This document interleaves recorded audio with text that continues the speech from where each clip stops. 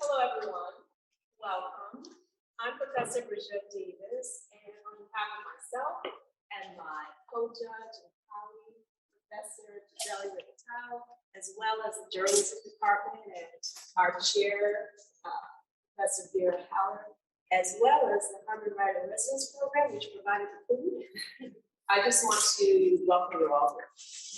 It's really exciting, I think, to be able to hear a writer's work in their own voice. There is really nothing more magical than that. So I'm so excited to be here with all of you, excited for what you're all about to hear. So I thought I would very quickly give you the origin story of this contest. So I wrote a memoir about my mother a couple years ago, and kind of out of the blue, I got an email from an alumnus of Baruch, David Shulman, who said to me, "I liked your book, congratulations. I was thinking, since you teach creative writing, wouldn't it be nice if we offered a contest for students to actually submit their own creative writing in the form of personal essays, especially if they could write about this whole experience of living through the pandemic?" Well, we got Lauren Braun on board from the Office of Transfer, and we made it happen. It was an easy thing to say yes to. We were excited. I got Gisele to join me as a co-judge, and we started thinking about what we wanted to ask the students to explore. And so that first essay contest was called COVID Diaries. And last year, at the very same event where we are now, except that one was on Zoom, as you probably imagine why. I mean, you know why. We got an amazing announcement from David Shulman, who said, "I would like to run this contest for a second." And that's why we're all here today, because he chose to fund the contest again. And so I'm going to introduce him to you so that he can say a few words. But before I do, I just want to quickly say that he's a very engaged supporter of this contest because he is its donor.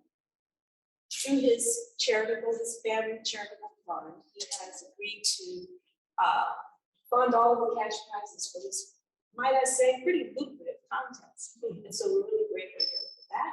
But also, he's very engaged in another way. He and his wife, Patricia, who's joining us on Zoom right now, wife Patricia, back in the Mexico.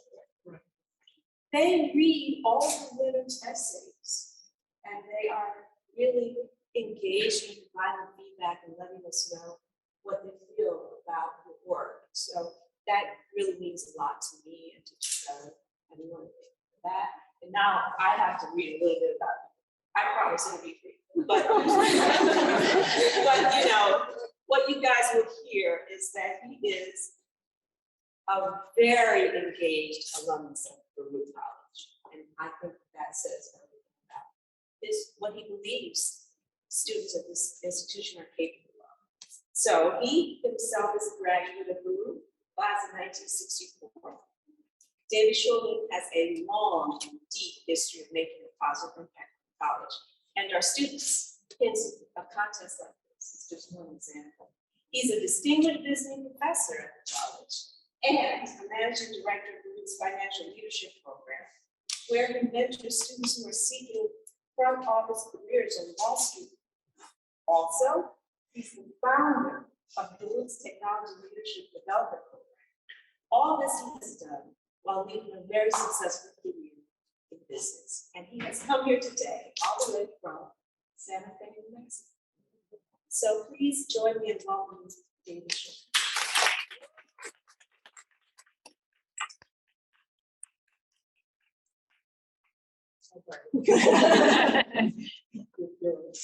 Too kind. One of the things that impressed me about Jet's book about a lot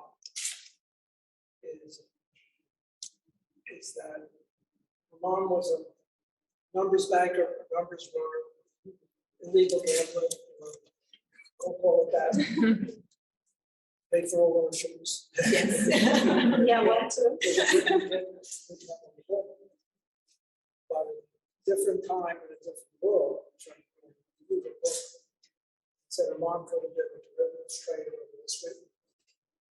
run a casino because the skills required to be a numbers banker are identical to the skills required to running a casino and being a derivatives trader. On Wall Street, you have to understand risk and how to play with risk. So that's really impressed me about the book. So I sent her an email. To my surprise, she responded. She didn't send out an email. You never know who's going to look at it or what.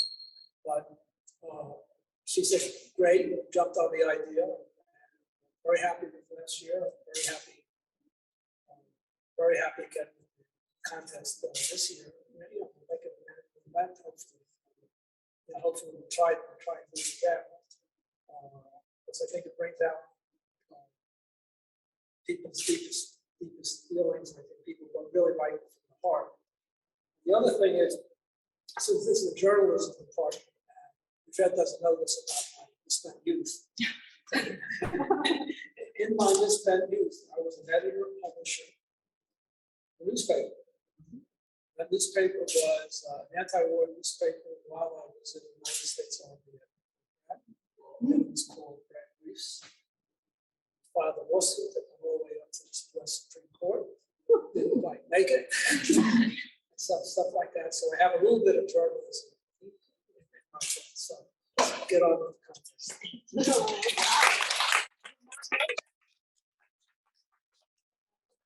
So I thought I would just very quickly give you a sense of this year's theme. Last year was COVID diaries, as I said. So we thought a lot about what this year's theme should be, and Gisele landed on a great topic. What about home? The idea of home. And this really, really resonated with me because, as David has said to you, my mother was an informal lottery banker. Let's put it that way. I told her many things. And the heart of her business was our home. She ran her business out of our home. So home for me was a place in my mother's business, but it was also the place where we held our secret about what she was doing, because it wasn't legal. It was legitimate, but it just happened to be legal also. So that was something that I realized I wrote a lot about in my book. I wrote about our home. It was also that haven where we inured ourselves. It was like a tool against a world that we knew would judge us if they knew what my mom and all of us were doing. So yes, I love that. And then we wrote this description, the prompt that we gave the students. I'll just share with you so you'll have a context. Gisele wrote this too. We have spent a lot of time at home these past 2 years, and our relationship with our living spaces has changed. We now know there are many ways to transform or reimagine our homes. But home is not only a physical space. There are also many ways to think of home. We are inviting students to write personal essays related to how their concept of home has changed. Is your home a place where you feel trapped, or liberated, or clouded, or protected? What is home?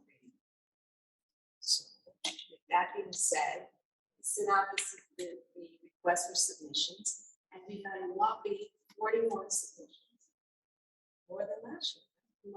And I must say, you can confirm this, it was a tough decision this year. Students are beautiful writers. There's just no question. And you all have incredible stories to tell.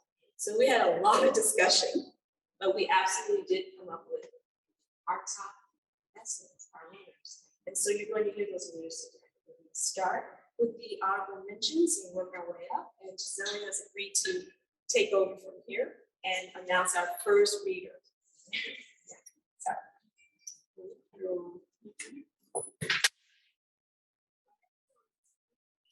Here.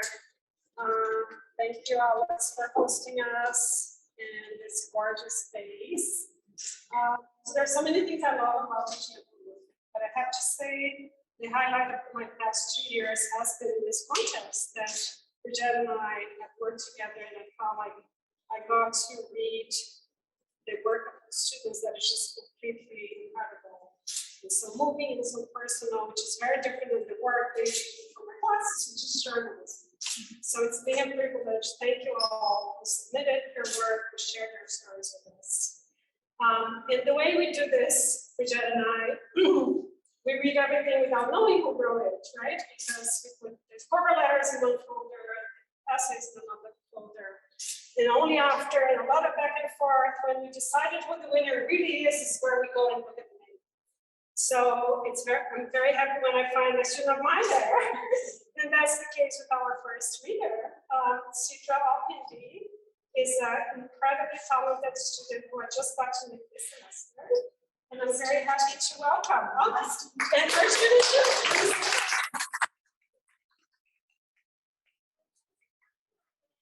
say a little bit about yourself, maybe what you're studying or whatever you say. And I was going to give you the option. I'm sorry. Whatever you're comfortable with.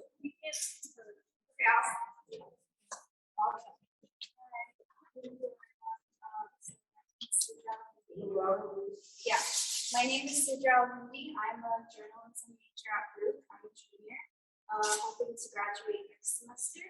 I took Professor Davis and Professor Regatau's class this semester, and they've been a pleasure. I'm so honored to be here today.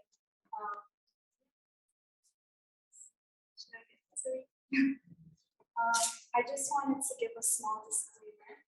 I wanted to preface this by stating that in no way does the negative behavior I mentioned in my essay relate to my faith.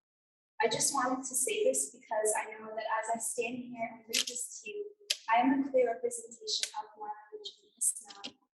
By wearing this hijab, I bear this responsibility, and I bear it with pride. Islam is beautiful and peaceful, but sometimes those who follow it are not.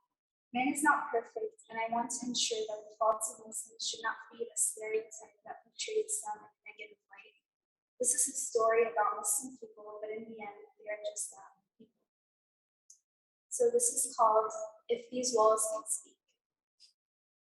If the walls of my home could speak, they would sigh and wish they could have been deaf. The walls have heard and absorbed many sounds, and they are still listening to this day.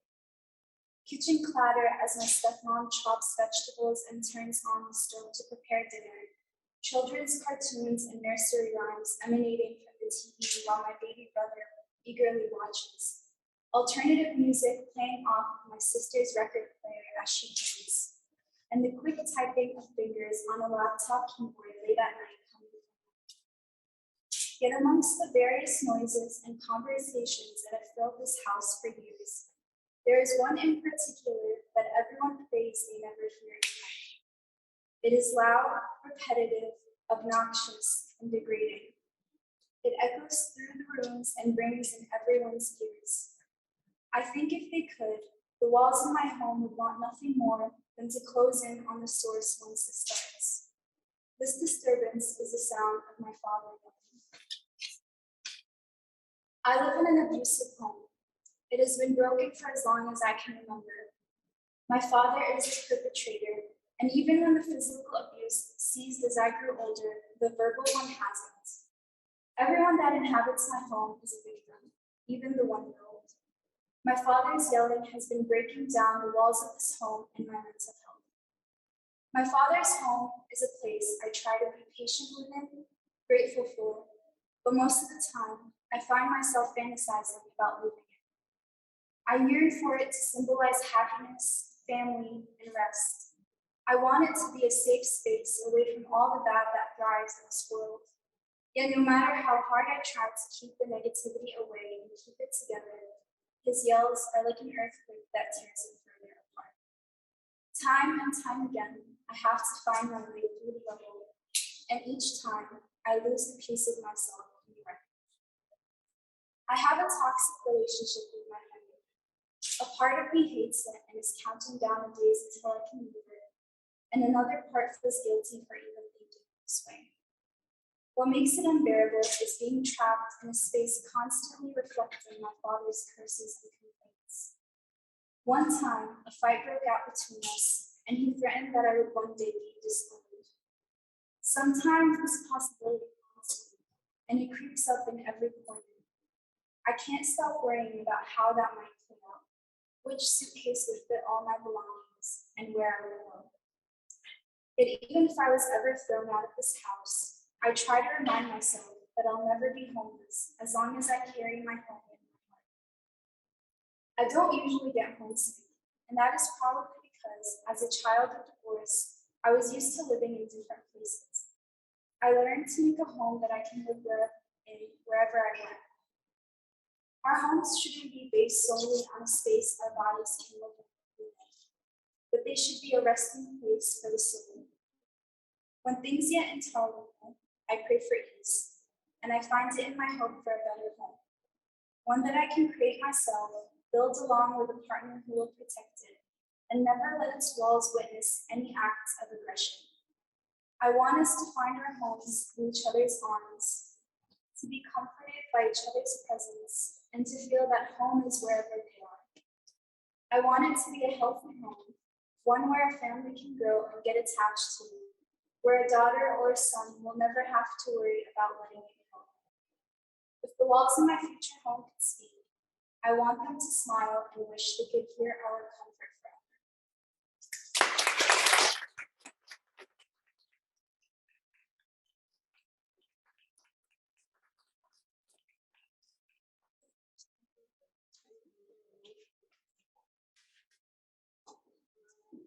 Another great surprise of this contest is when we comfort students that have not been our students, that is not high. So our next honorable mention is somebody I did not know, but she did take Bridgett's class. So Kenya Torres, in her essay is called Me Skeleton.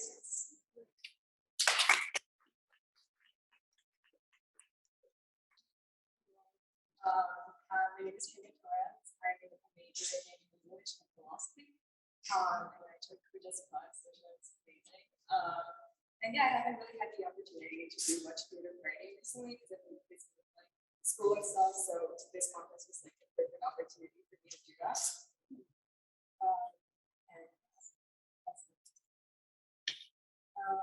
I'm standing in the dark in front of my kitchen window, which faces the view of the street, barefoot, feet pressed against the cool kitchen tiles. The digital clock on the stove next to me indicates it's 2 a.m. and fluorescent gray numbers. Outside, the lonely streets are illuminated by the dim glow of a single streetlight and the flashing red lights of the ambulances and cop cars that won't stop passing by. I've gotten used to the sound of the sirens haunting the night. Their loud, piercing cries, a reminder, an announcement of what happens to the unlucky in times like these. But from the second floor in which I stand, it all seems so distant, so impossible, so unlikely to happen to me. The start of the pandemic transformed my apartment into an interrogation room in which I ask all the questions but receive no answers. When will this be over? When will things go back to normal? Will it ever be the same? Silence followed. I lost count of the days I hadn't been outside, lost count of the times I thought I heard gunshots in the distance, lost count of the times I turned off the TV and cut off the reporter from Prison Window mid-sentence as she spoke about the drastic increase in crime and COVID cases. My window became a one-way mirror through which I saw the world while remaining invisible to it. Through it each day, I watched as the world crumbled. I couldn't help but notice the way my neighborhood changed, the way Hindi music no longer blasted from my neighbor's backyard on canceling the party she threw every week.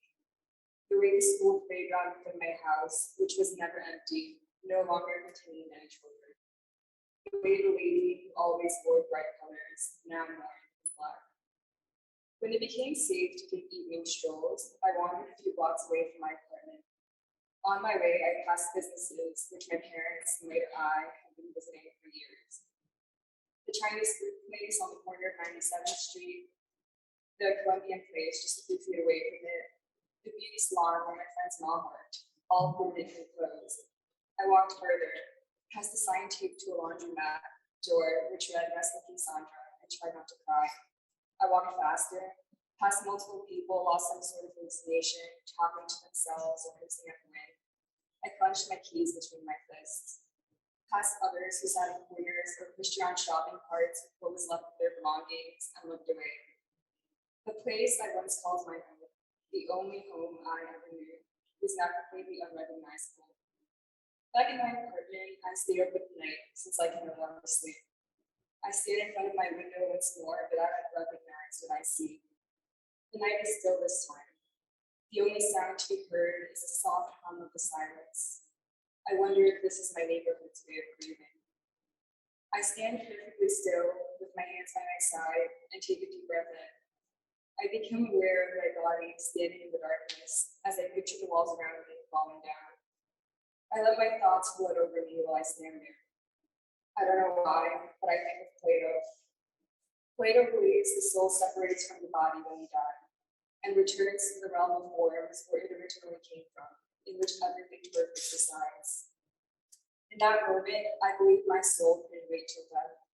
It departed as I stood there, eyes closed, facing the chaos, leaving behind my body where it stood. And that's when I felt it. Home is not the place where the body lives. It's the place where the soul resides. Within the memories of beautiful things and beautiful people that bring comfort each day.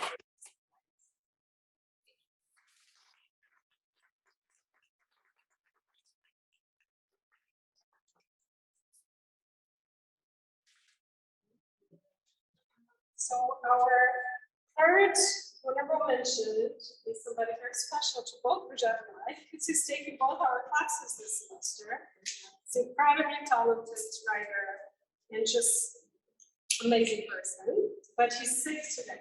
He took a COVID test, is negative, but he preferred not to come. So James Riley's essay will be read by Professor Davis from our Google Docs, so be a bit patient. It's called The Flawed. Here we go.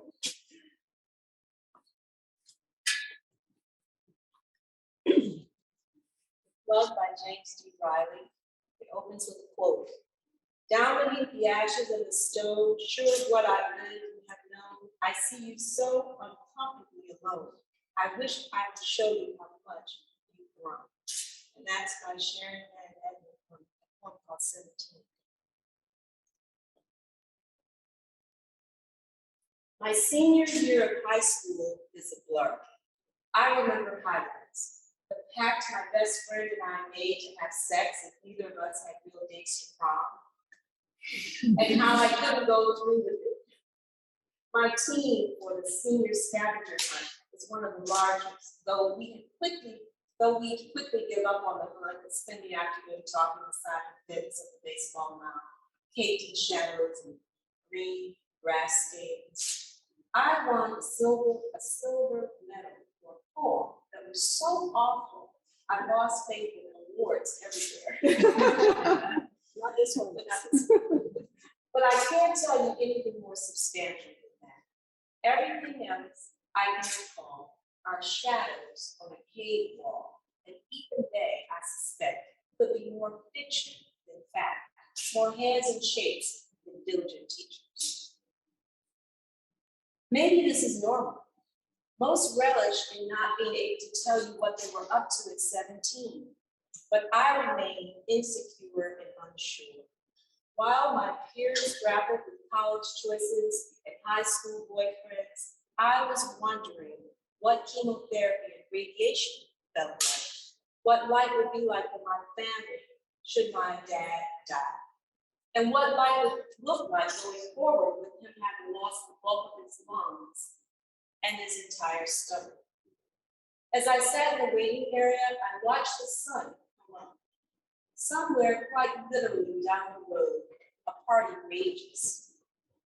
A kitchen counter smashed to pieces and put back in place as if nothing happened. People kissed, bushes were falling, and cars were vomited. The bile my friends had consumed would pass, while my fathers would eat at them till they turned to septic.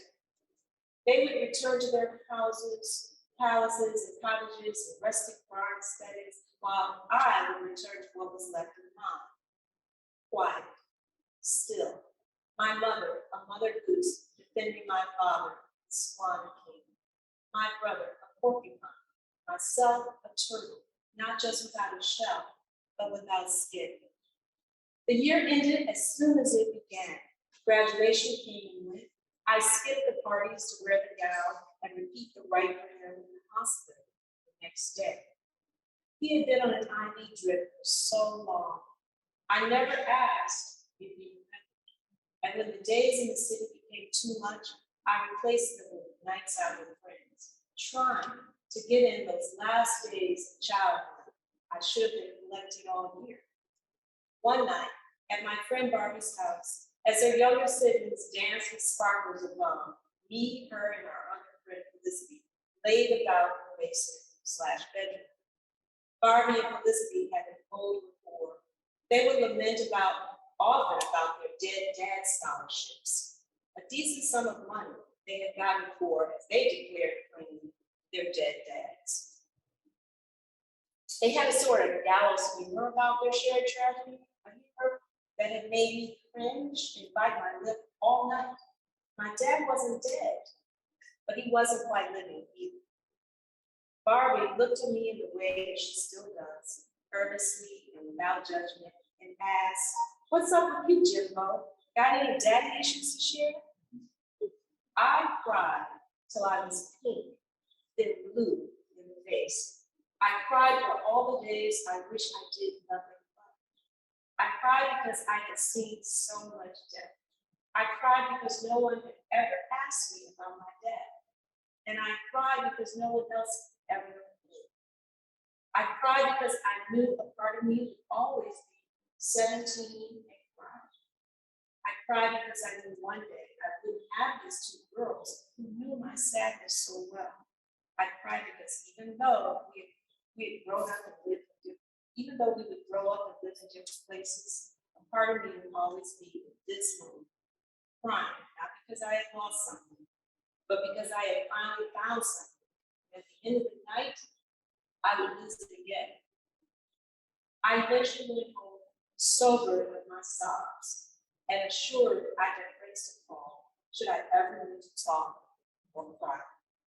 And though the house was silent that night, as it had been with me for a long time, I remained resolute. Into that night, I poured every sound my body could make. I filled the house with my tears, and by sunrise, I had made it home. I had made it home.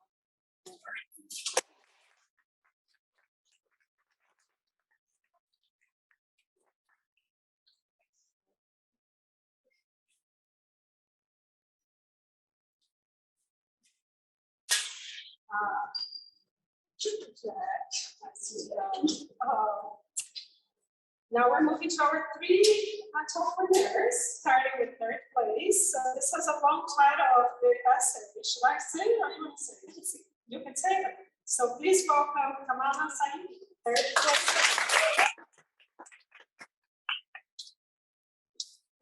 I'm Tamara. So the title of my essay is "Even in My Respondents, There's a Telepathy Between Hearts." So the second part comes from from Afghanistan, and it's a very common proverb. We say "Dil ba dil rawdara," and that means there is a telepathy between hearts. We say that always on the phone. We say that when we're saying goodbye to people. And so just a little bit about me. I'm a public affairs major with minor in communications. This is my last semester, so I'm graduating in just a couple days. So I'm graduating in just a couple days. And this semester I didn't have either of these two lovely professors, but I did have Gisele as my Harman professor, and I just wanted to say that was a really great experience, although I wasn't able to have either of you. Just getting back into writing, that was really amazing, and that's what kind of got me back in, gave me the confidence to even submit into this essay contest. So I just wanted to say that.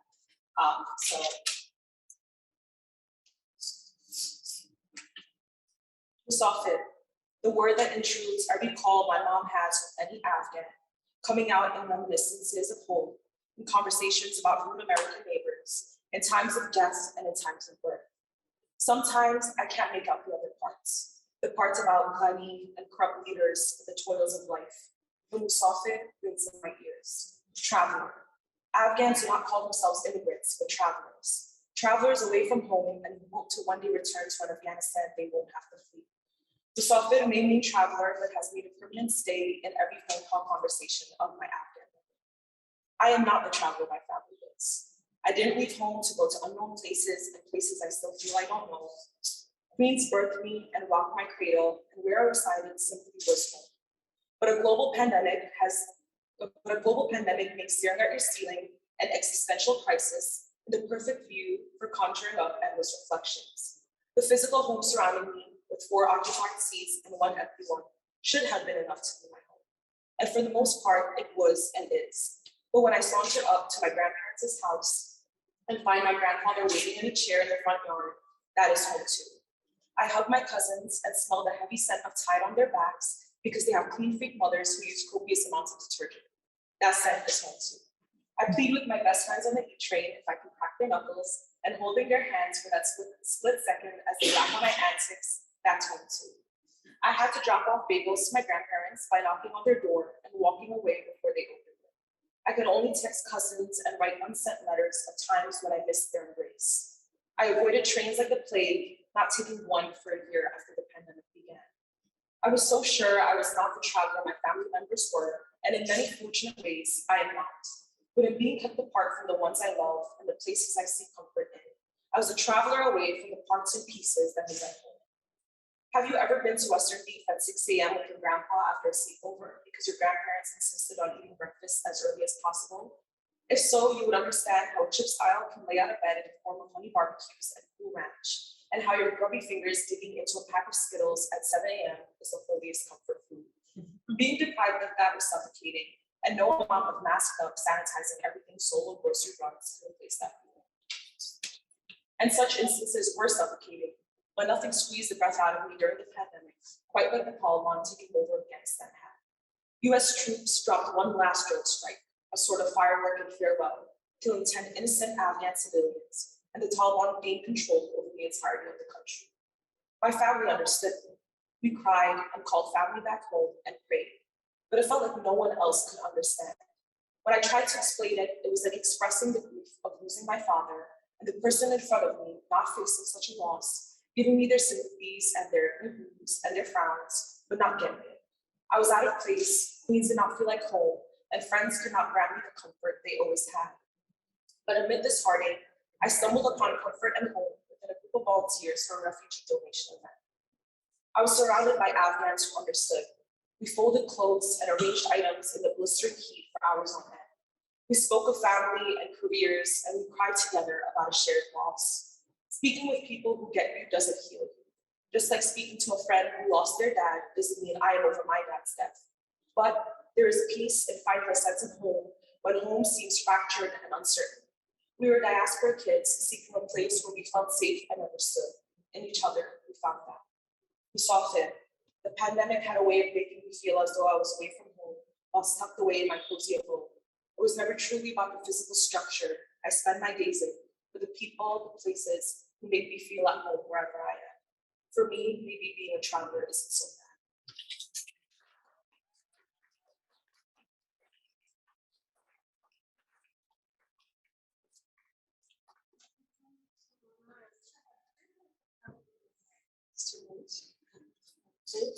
So the next one is also special for me personally, because he's been my student in 3 classes.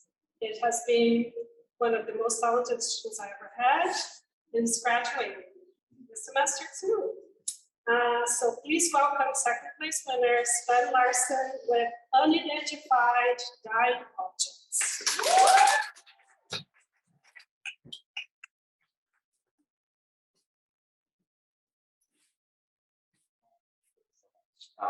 So my name is Sven. I'm also graduating this year.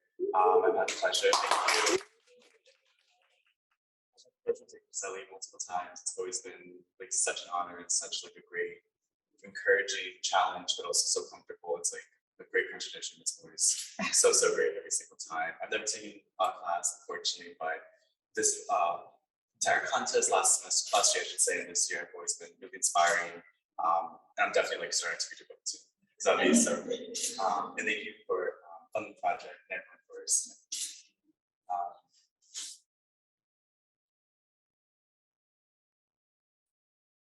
so this is called Unidentified Dying Objects. As a kid, I always wanted aliens to visit me in Queens, but my mom said they only go to places like Kansas, since they need somewhere quiet to explore. Our neighborhood, Corona, has never been quiet, with its blasting car speakers and old women yelling. Younger me hoped aliens would like that noise in the same way that I did. What could be in Kansas that Corona didn't have? There are cows for them to ducked at the Queen Zoo, and Flushing Meadows Corona Park had ample room for popsicles. This alien absence, plus my discovery of the Wizard of Oz, made me think Kansas was somehow better than my home, but even then, I knew this felt sinfully wrong. My first boyfriend, who also grew up in Corona, had a big-ass head and kind of looked like a retro alien. He was raised as a Jehovah's Witness and would go around our neighborhood ringing doorbells as soon as he could walk. I remember once our apartment was run by the missionaries, and I like to think that was my future extraterrestrial boyfriend crashing into my life before we even knew we were good. Corona has another worldly sense of flow like that, twisting time and chance to do what it wishes. I once found a catfish plopped in a puddle by the bus stop with its eyes wide open like it saw a new neon god in my 12-year-old face. There's a faded blue light that hovers over Left Rack, too far from City Stadium or any club to be man-made. My neighbors sometimes fall off the Tower of Babel and speak a Spanish that even my mom, who's fluent in Puerto Rican, Dominican, Chilean, Guatemalan, can't understand. Corona is in its own galaxy of weirdness revolving around itself. It's a stellar home that is also star-crossed. 11368 was the #1 spot for positive COVID cases for months, refusing to ditch the top of the charts like she was Katy Perry in the mid-2000s. Corona dealing with the Corona was an irony not lost on journalists looking for a lazy headline and a chance to diversify their portfolio by covering an overwhelmingly Latino, Black, and immigrant part of the city. They consider themselves lucky to not live in. Their coverage always stripped Corona bare to demographics and disregarded my best friends and neighbors who watched me grow up and who I now watch retire from it all. I read obituaries from my home every day that year. It's impossible to mourn when the dead, formaldehyde, petrified body is being paraded around like a newly discovered mummy. It wasn't surprising. Queens is this New York's cafeteria for gentrifiers, a mythical land for NYU kids, and a free horror film they can watch on the news. Corona, when it's not a punchline, it's a photo op backdrop. You're not an NYC photographer if you haven't shot the new spirit in the Flushing Meadows Corona Park. That huge, hollow, steely globe, it's a symbol to the world that Queens is a magnet for all their tired, bored, huddled masses, yearning to breathe free, but only if they can wait long enough for a venue. I used to walk under that globe almost every day. It airs out the mind to just move in circles like a spa. My ritual stopped when the pandemic began, and I felt so far away from the world that was in my backyard. With that distance, I felt no earth could bother spinning anymore. In my childhood search in the skies for UFOs, I'd see the occasional star. People claim we studied others suffer by not being able to see the stars unsuffocated by our bright lights. I never knew suffering, inhaling every star's breath as they peeked through. It was always just a sole star, but I imagined it as a part of a larger mythical constellation. A giant crab, a fish-tailed goat, or a chain princess. We draw stars together, even with the hundreds of miles of distance between them. My family's home in Guatemala shines too far from Corona, which is light years away from my father's mother language. I'm in a different galaxy from my lover, but our gravity's pull and twist until we're meter and helix making out in the sheets. My best friends in Kew Gardens, Jamaica, across the street in heaven, are all too far away, but space travel is thankfully evolving. Stars die the brightest death, so I know Corona isn't fully gone. It's too dark, and we never go out that way, not without shining. Death's distance is shorter than it should be, but home is always a little bit closer. Before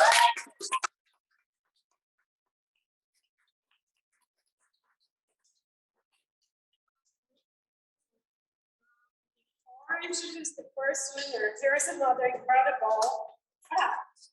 The top 3 winners are all today taking the same class when the class is over.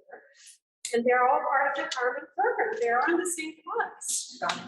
Yeah, not shocking, because of course they are talented and they decided to take the class, but we thought it was just such an incredible fact. So here is, I'm very happy to introduce our first place winner, not a student of mine or a Bridgett, but incredibly talented. Here is Brianna Hobson with Gangster Partners.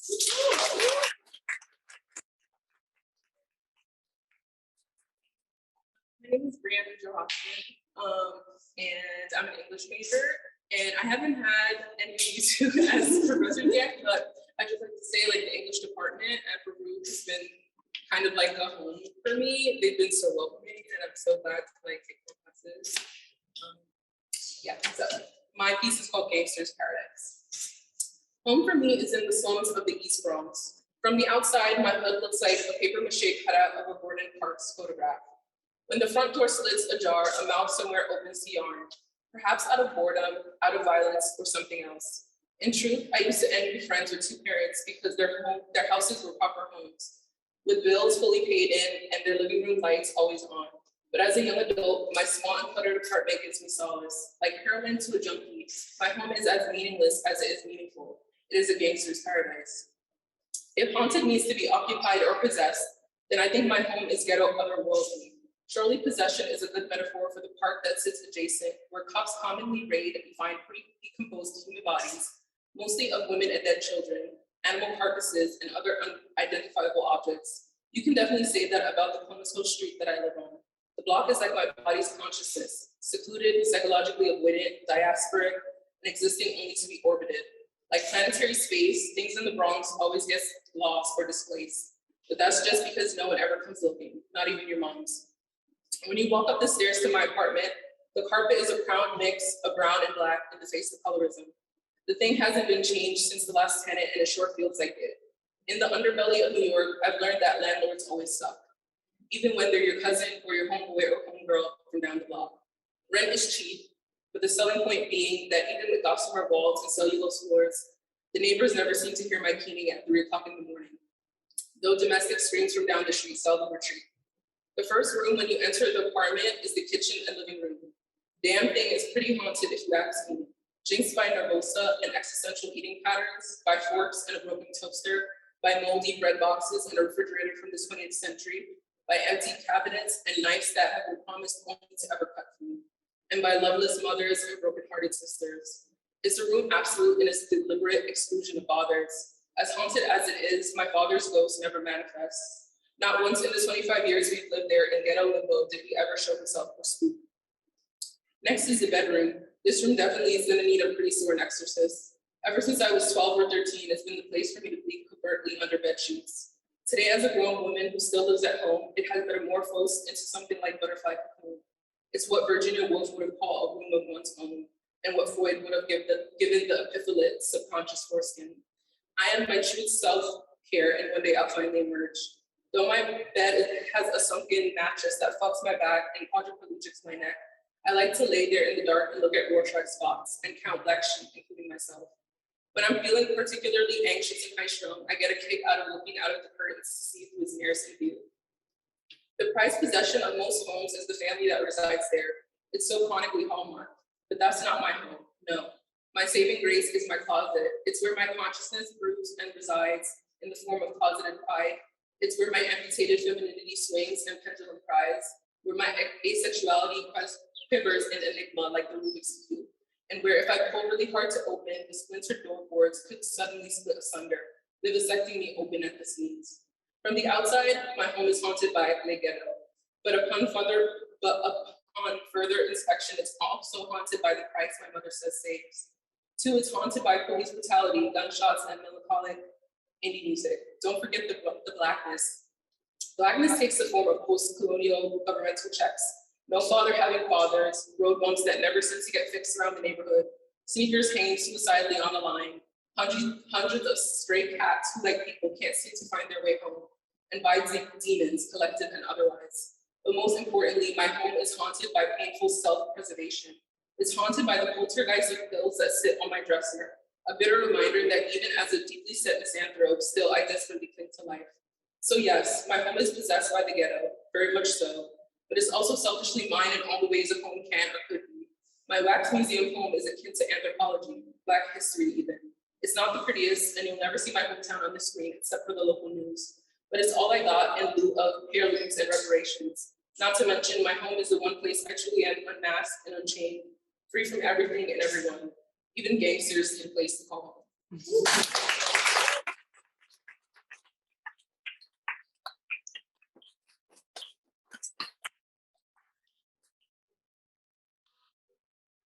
Well, I want to say all the essays are being published on Dollars and Cents, which is our online publication of the Journal of the Parson. Thank you, Emily, for helping me edit them yesterday. We're going to publish today. So I'm going to share them. You can all read each other's work. And a big round of applause for all of them.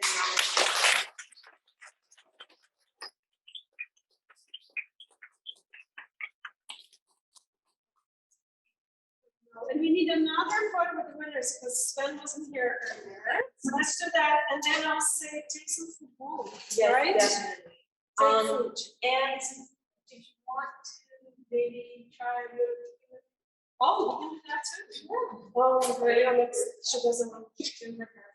I mean, yeah, but yeah. Well, let's just see if anyone has any thoughts and questions. I have one that does. It does not. You can ask a question. Have any thoughts or questions? Sophia seems to have a question. A comment from Oh, me. I was playing with my hair, but no, I picked up on that. I have a comment. I'm just like so moved by everyone's work and stories. Like I feel it in my heart, and it's grateful, for all of you, right? So how do you handle risk? That's the question. How do you cope with the emotional risk that your pieces take? Because they're really, go there. That is a great question.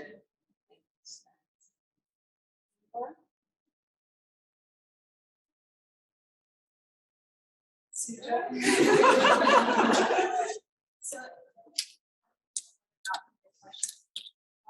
when it comes to for me personally, it's always been a form of therapy or escape.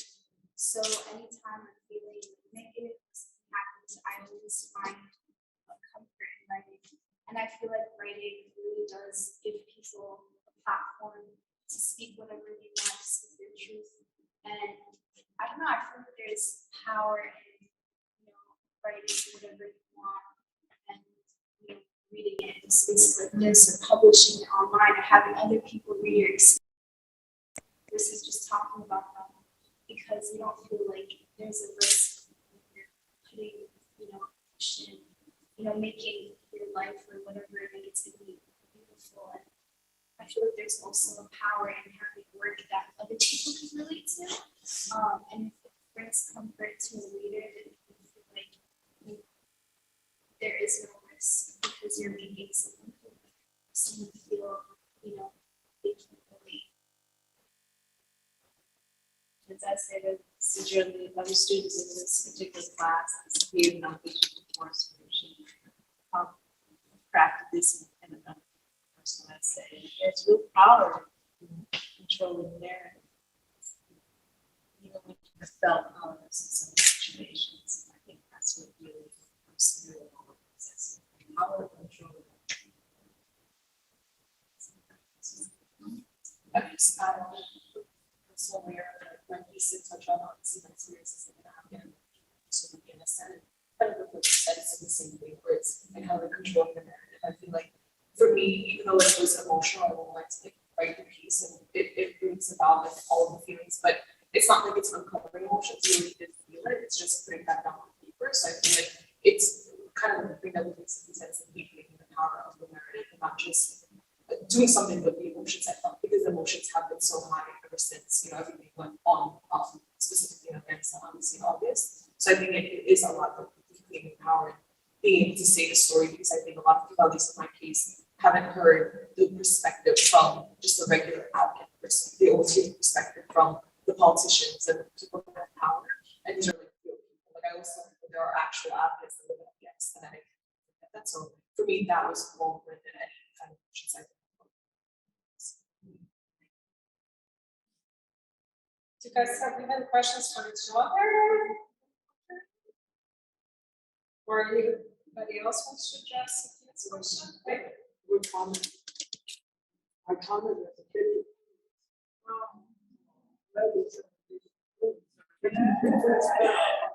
I've been on the E-train.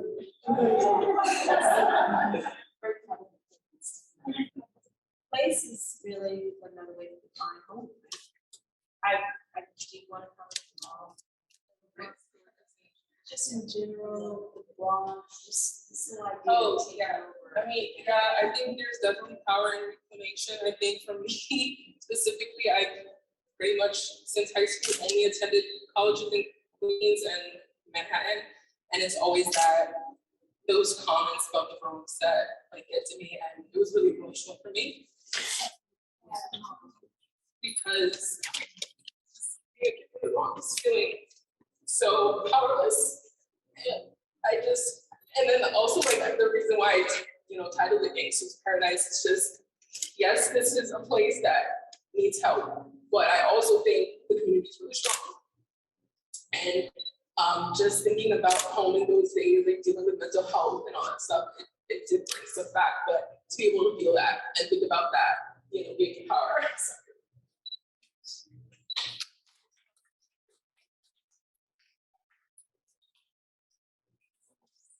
Or that's want to add? I think it's like definitely, but it's like it's just always great to have this like opportunity to be as like specific as possible. Like what you're doing, I think that's the big risk too. It's like I don't really risk anything because it's so personal. So it's like really about me. And like I never could like represent Corona or Guatemala or Chile fully because I'm like not from there. I'm from Corona, but like I'm not an immigrant like other neighbors from Corona. I'm literally just myself. I'm not from Chile or Guatemala. Like I don't even live there. But just writing from my own specific like perspective and viewpoint and like how I've been existing, that kind of like negates any risk because it's like so like selfishly about what I can do. But then in doing that, it's also like really interesting how it relates beyond like the fellow Queens kids and everything. It's like so it's like such an interesting irony about being like so self-centered and then it kind of goes beyond that to like hit everyone. I think that's a really great opportunity to go for like place and self. I totally agree with it. Also, like being a very like therapeutic process. Because I feel like most of the time, I write like fiction, and that's because like I try to cover up like the truth of like the characters. This smart. Yeah, it kind of like forced me to really like reflect on like how I saw like the world and basically like actually like be truthful to myself even for once. So I thought that was like a very